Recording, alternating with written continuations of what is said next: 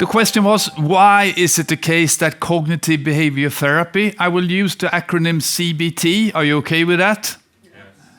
Do you like acronyms? Yes. Oh, so a few of you do. I hate them, right? Yeah. It's a way to exclude people. If you don't know the acronym, you're not one of us. Yeah. But you're okay with CBT.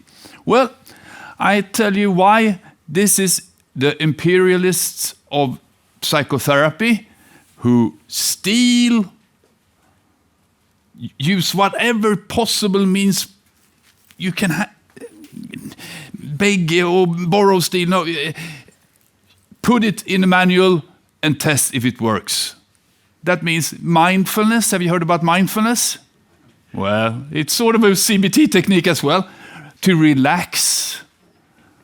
That's physiotherapy. No, it can be a CBT technique as well. So the reason why CBT is so dominant, it actually is, not in cultural studies, but in and not in the further south you go in the world, the less dominant it is, but in the Western world, US, UK, etc., is that I would say I'm a trained CBT therapist myself. I do have an interest in other stuff as well. But anyway, we use the medical model, including experimental research. And we were among the first, people like psychiatrist Professor Aaron Beck discovered that he wasn't really satisfied with the psychoanalytic training he had. So he went on to develop his own therapy, cognitive therapy, and then tested it in a controlled study. And so the reason is basically that borrowed the natural science, experimental medical research. So once it's time to evaluate what works, there's only studies on this therapy format. I don't need to repeat what's already been said, but there's much knowledge about how the brain works, but also how we remember stuff and learning. There are some remains of behaviorism. You don't need to call it that, but we know that people learn some stuff. We also know that people remember 30% of a medical consultation. Psychotherapy could be viewed as a way to educate people, help them to learn more about themselves, their emotion, becoming more aware of something you weren't aware of, etc. So CBT has an educational approach to psychotherapy. And then I try to keep it simple here. We now know that it's better to get a treatment and knowing what kind of treatment you provided than not getting a treatment. Isn't that super science, right?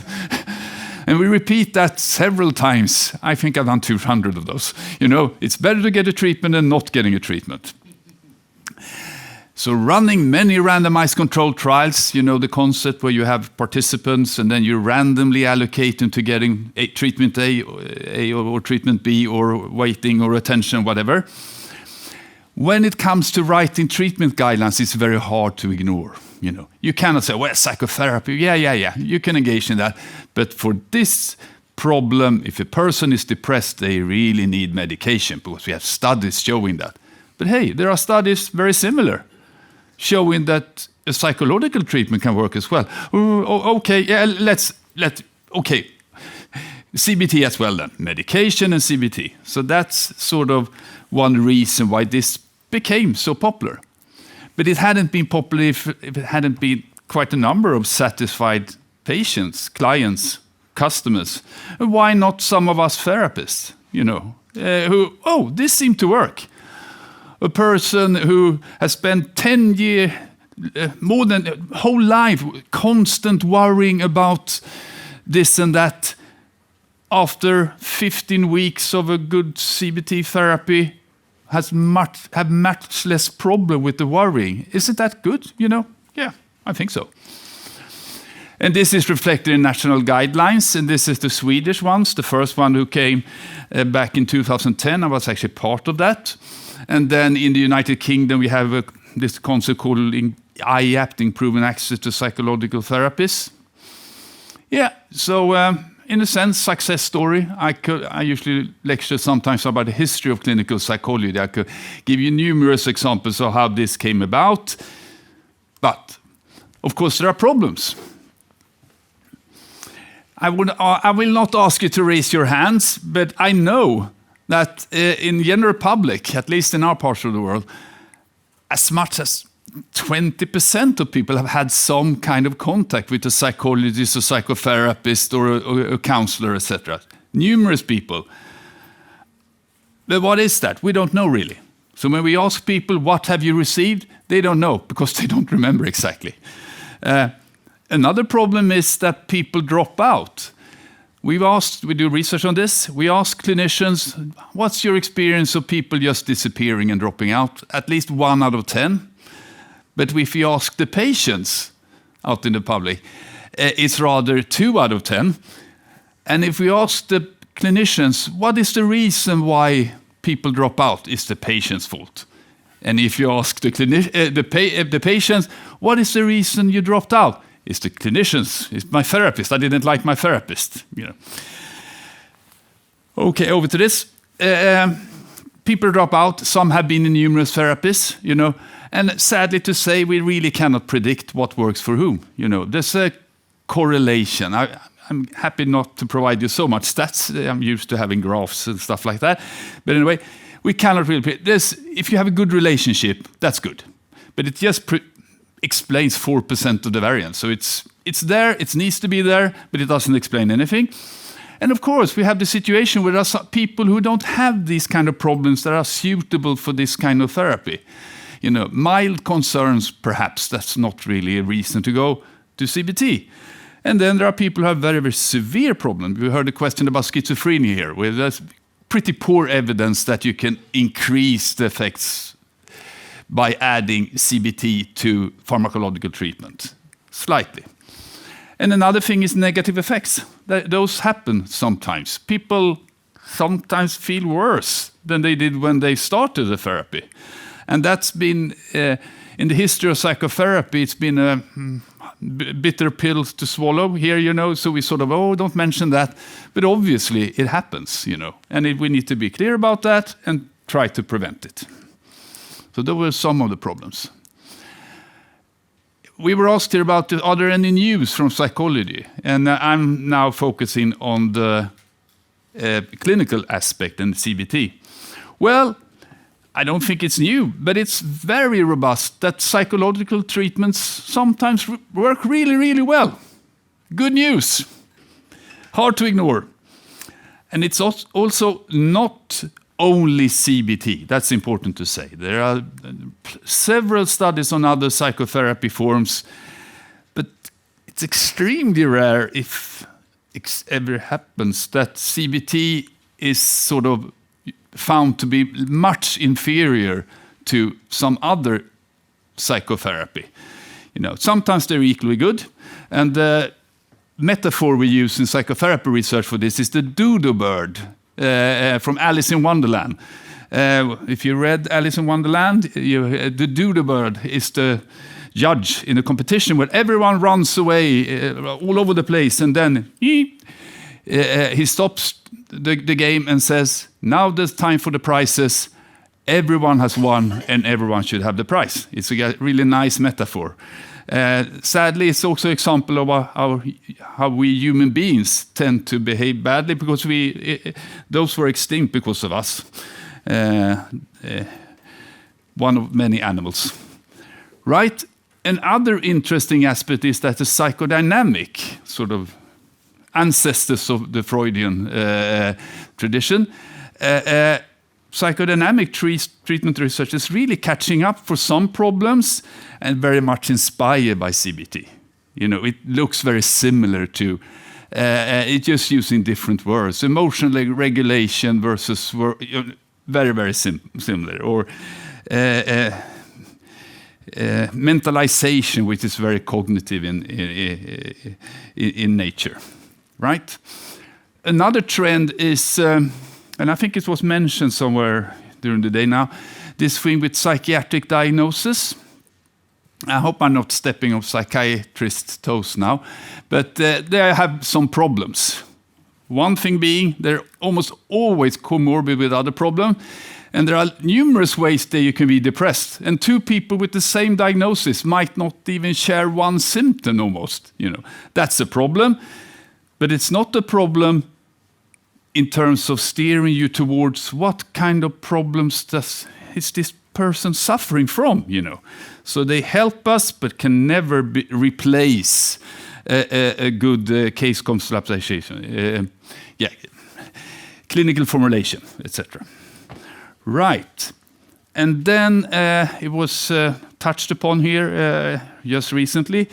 We have these things that happen constantly with artificial intelligence and ChatGPT. Are you familiar with that? That in all your phones, right? This is fairly recent now. I don't know the stats now, but I increasingly hear that people are using ChatGPT as a therapist. And it's programmed according to CBT principles. So I'm sadly out of job. I need to find another job. No, kidding. But it's we don't know. Is this safe? Is it good? Do they want this? So, and we're using AI as well to measure things in a little bit of way, language models, etc. So there's so much exciting work going on, but I'm not too convinced. By the way, I didn't mention my own work here, but I can just shortly add that we've been doing digital treatments, basically transforming CBT into a course, a text-based, video-based. And sadly to say, for us trained therapists, this can work just as well as seeing me as a therapist. It's humiliating, I'm sad, but as I'm behind this research, I'm also a bit glad. It means that we can reach more people, because there's always a person who needs to see another physical person, but there are also several people who won't be helped by that, who need more self-help in order to improve. Right. And by that, I won't ask you to raise your hand to say, have you ever been in a therapy yourself? You can raise a finger if you have. So no one sees. Oh, you're a brave person here, yeah. And I will engage in some self-disclosure as well. We did a study on CBT therapists, asking them, have you ever used CBT techniques on yourself? Do you think they had? All of them had, almost. It would be really a bit sad, right? If I develop sleep problems and I immediately run to my general practitioner and ask for a sleep pill. It would make more sense if I think, what do we know about sleep? What do I teach or help my patients with who have sleep problems? Yeah, perhaps I should try this myself. So now comes some self-disclosure. Do you know who this is? It's me. Yeah, exactly. It's me a few weeks back. I'm a skateboarder. I promise you, when I engage in this, I don't think so much about research. And I don't think, I wonder if I get this research grant, I will drop down dead. 9 years ago, I broke my arm. Boom. Doing something like this. And I developed a fear. Just this standard maneuver. I became so afraid. It felt my legs were trembling. So what did I do? I engaged in exposure, which is a treatment to gradually approach something you're afraid of in your own pace, not forced. And it, as I show here, it actually worked. So it worked on me as well. So by that, I'll end. Thank you. Thank you. Yeah, you said that CBT doesn't sort of treat the problem, only helping people to... No, sometimes it treats the problem. Yeah. But There's a movement in CBT more related to psychological acceptance, for instance. If you have a chronic pain, you don't say, you will get rid of your pain. You get strategies to live with your pain. So yeah, sometimes you're helped with the problem, sometimes you're helped to handle the problem.